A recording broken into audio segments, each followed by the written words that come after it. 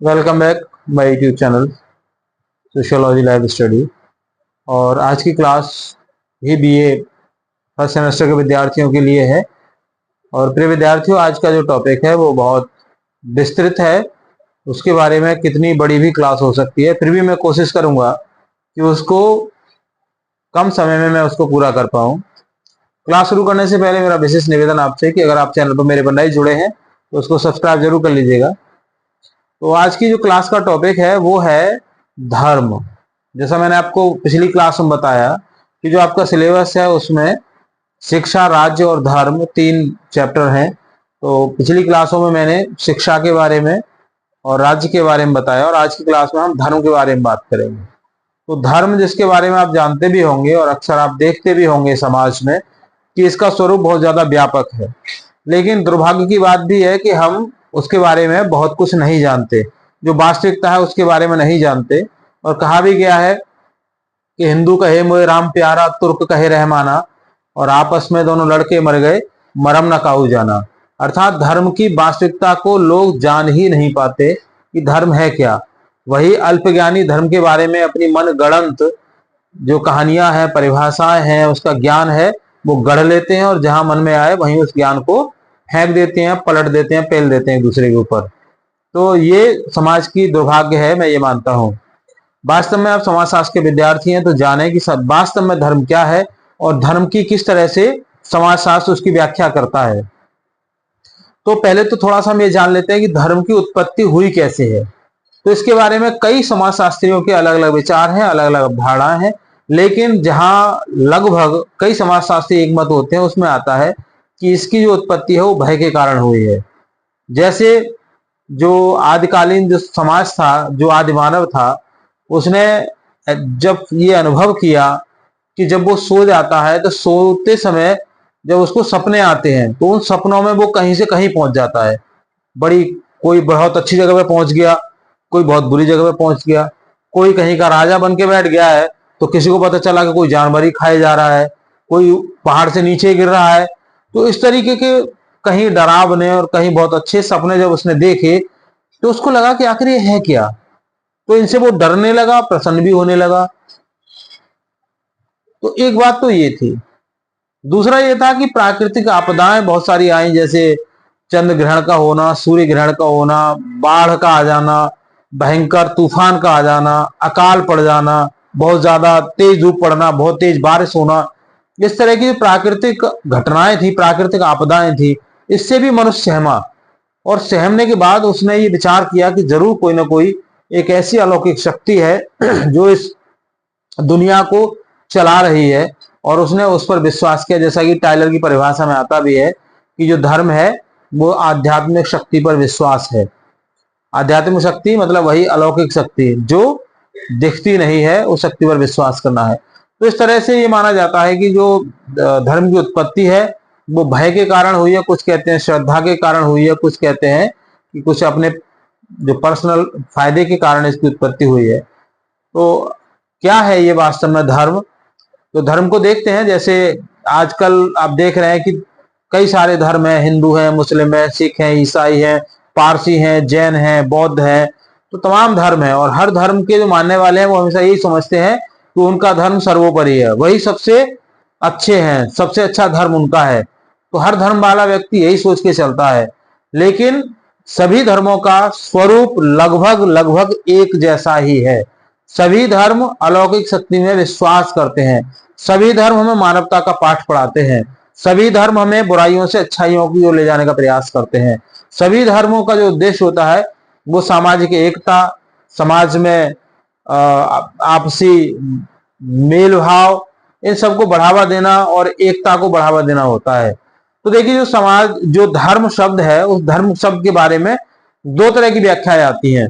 पहले हम समझे कि उसके, अगर हमारी एग्जाम में ये आ जाता है तो कैसे हम उसकी परिभाषा को या उसके अर्थ को हम लिखें। तो इसके लिए मैंने सिंपल शब्दों में यहाँ पर इसको डिफाइन करने की कोशिश की है कि आप क्या बताएंगे कि धर्म एक संस्था है और धर्म एक संगठित व्यवस्था भी है। तो संस्था किस अर्थ में है? क्योंकि ये नियमों का संग्रह है, आप जानते होंगे। तो आपको बताना है कि धर्म क्या है। धर्म एक संगठित व्यवस्था है, किसकी?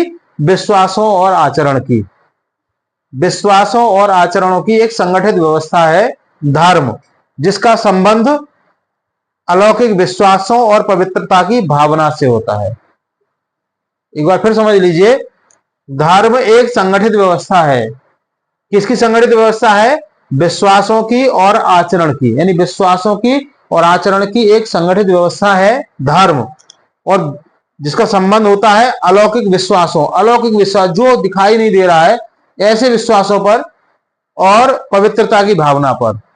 मतलब जिस धर्म के जो आदि शक्ति है, जो आराध्य है, जहां जिसकी पूजा आराधना की जाती है, उनके प्रति पवित्रता की भावना होती है।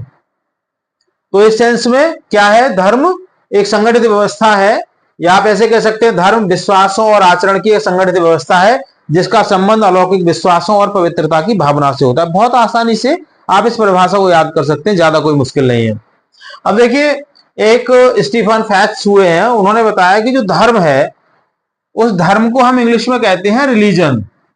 ये रिलीजन जो शब्द है वो रेलिगियर शब्द से आया है। रेलिगियर शब्द, उन्होंने कहा कि लैटिन भाषा का शब्द है रेलिगियर, जो बाद में रिलीजन बना इंग्लिश में। रेलिगियर का मतलब होता है बांधना। किससे बांधना? To connect with the god, यानी कि इंसान को भगवान से कनेक्ट करना, इंसान को भगवान के साथ बांधना, इसको धर्म कहा जाता है। ये कहा समाजशास्त्री स्टीफन फैक्स ने। टायलर कहते हैं कि धर्म आध्यात्मिक शक्ति में विश्वास है। एक और इसके बारे में आता है कि धर्म जो है वो धृ धातु से बना है, धृ धातु से बना है, जिसका अर्थ होता है धारण करना, धारण करना। इस सेंस में जब हम इसको देखते हैं, धृ धातु किससे? संस्कृत से लिया गया है, संस्कृत से। तो इस सेंस में कि धृ धातु से लिया गया है, जिसका अर्थ होता है धारण करना, अर्थात व्यक्ति ने अपने जीवन को चलाने के लिए जिन नियमों को धारण किया है उसी को धर्म कहा जाता है। अर्थात आप देखेंगे कि जिस धर्म की उत्पत्ति जहां से हुई है, वहां का भौतिक जो पर्यावरण है, भौतिक जो वातावरण है, वहां का भौगोलिक वातावरण है या भौगोलिक पर्यावरण है, उस पर्यावरण के अनुकूल ही उनके बहुत सारे रिचुअल्स उसमें पाए जाते हैं। तो क्या है कि वहां व्यक्ति कैसे सरवाइव कर पाता, कैसे सामाजिक व्यवस्था को बनाए रख पाता, कैसे सामाजिक संगठन को बनाए रख पाता, इसके लिए उसने जिन नियमों को बनाया वही आगे चल के उसका धर्म कहलाया। तो धर्म क्या है? धृ धातु से बना है, जिसका अर्थ होता है धारण करता, मतलब धारण करना, अर्थात मनुष्य ने अपने जीवन को चलाने के लिए, समाज को चलाने के लिए जिन नियमों को धारण किया वो आगे चल के उसका धर्म कहलाए। अब देखिए, यहां पे देख लेते हैं कि what is the characteristics of the religion. जो धर्म है उसकी विशेषताएं क्या क्या है, यहां से और एक इसका क्लैरिफिकेशन हो जाता है। विशेषताओं में सबसे पहला आता है belief in super natural power, अलौकिक शक्ति में विश्वास। ये सबसे पहली विशेषता है धर्म की, कि हर धर्म का जो एक मैं कहूं उद्देश्य तो नहीं कह सकते इसको, एक पहली विशेषता है कि वो अलौकिक शक्ति में विश्वास करता है। चाहे आप हिंदू हैं, चाहे मुस्लिम हैं, सिख हैं, जैन हैं, ईसाई हैं, पारसी हैं, ये सब मान के चलते हैं कि कोई भी एक अलौकिक शक्ति है जो हमें दिखाई नहीं दे रही है और वही इस दुनिया को चला रही है, वही संसार को चला रही है, वही हमारे हमारे मतलब जो इंसान है उसका सृजन उसी ने किया है और इसका विनाश भी वही शक्ति करती है। दूसरा आता है कंसेप्ट ऑफ सैक्रेडनेस।